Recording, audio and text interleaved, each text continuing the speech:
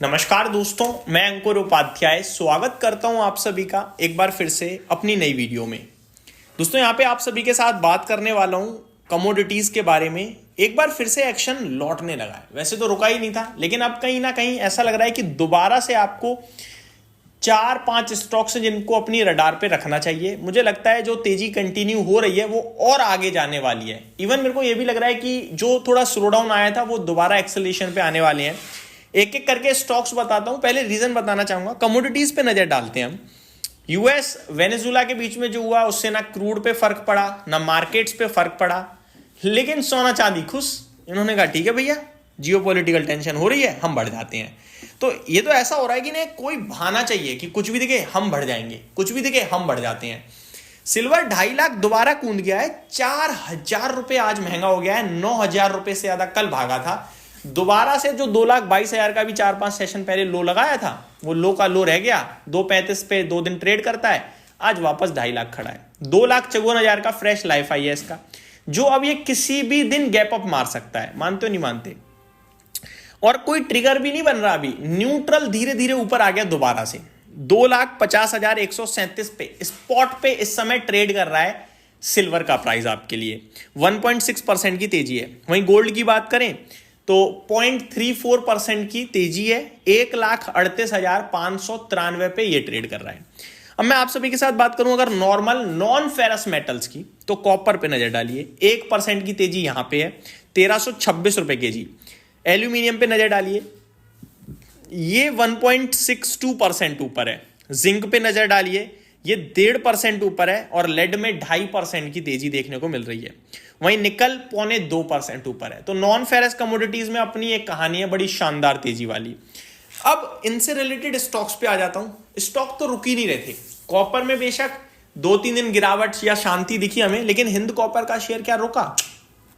बिल्कुल भी नहीं रुका। हिंद कॉपर की बात करी जाए तो आज भी इस स्टॉक ने अपने हाईज दिखाए हैं। ऑलमोस्ट जहां तक मुझे लगता है 566 पहुंच गया ऑलमोस्ट। मैं आपके साथ एग्जैक्टली लेवल शेयर करना चाहूंगा। हिंद कॉपर की बात करी जाए तो 565 हो गया है दोस्तों। जिस दिन कॉपर ऊपर से घटा था ना 8-9%, हिंदुस्तान कॉपर का शेयर 480 आ गया था।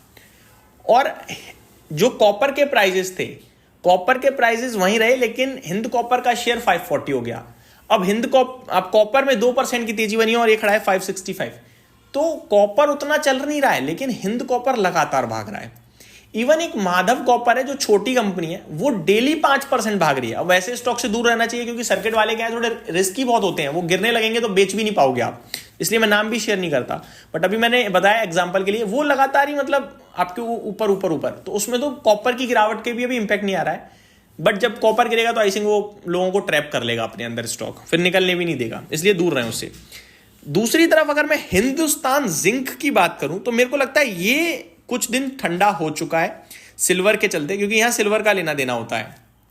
सिल्वर में 2,22,000 तक का डिप दिखा हमें, और इसमें भी अराउंड मैं एग्जैक्टली बताता हूं, 29 दिसंबर को 655 का हाई लगाया और 1 जनवरी को 605 का लो लगाया, और अभी वापस 643 तो आ चुका है।